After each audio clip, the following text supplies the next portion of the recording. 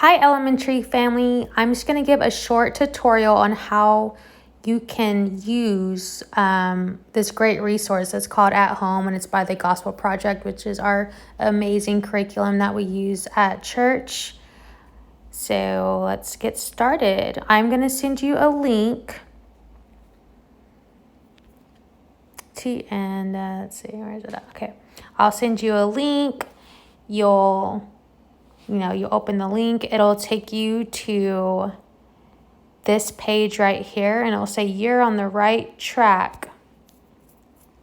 And if you have a Lifeway account, you can use that sign in, or if you don't have one, then you just put register. And then after you register, it'll take you to this page right here.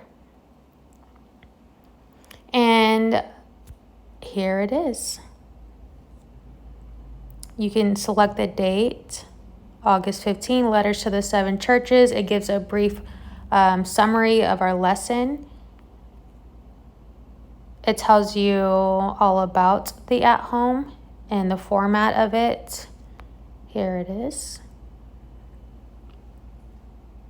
Make sure you review this as a family worship experience. Watch the Bible story video, read the scripture, talk about the scripture, learn scripture, and sing scripture. And there's also a document for family activities, some ideas. Let's go back.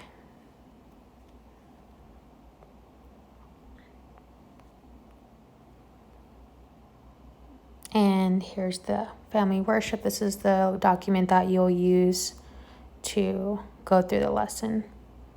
Watch the Bible story video or read all or parts of Revelations 2-3 from the Bible. So have your Bibles on handy. Right here, you're going to talk about the scripture, talk about the lesson, and there's even a prayer right here that you can do together. Family worship, you can choose your favorite worship song that you guys like to do together as a family. Or they also have an option to sing the key passage. This is a key passage that we will be learning throughout the units. Let's go back. Here's the links to the Bible story videos. Just press play. And right here, there's usually like a little TV. If you have an iPhone, you can share it to your, you can play it on your TV, which is, I think, is a great option. And what else is there? Oh, and here at the bottom, there's a key passage song. All right, and the family activities. I like this a lot. Something fun you can do together. All right, well, that's it. And one last thing, Ministry Grid does not have an app, but I kind of like that because now I don't have to download another app. Instead, you can add it to your home screen.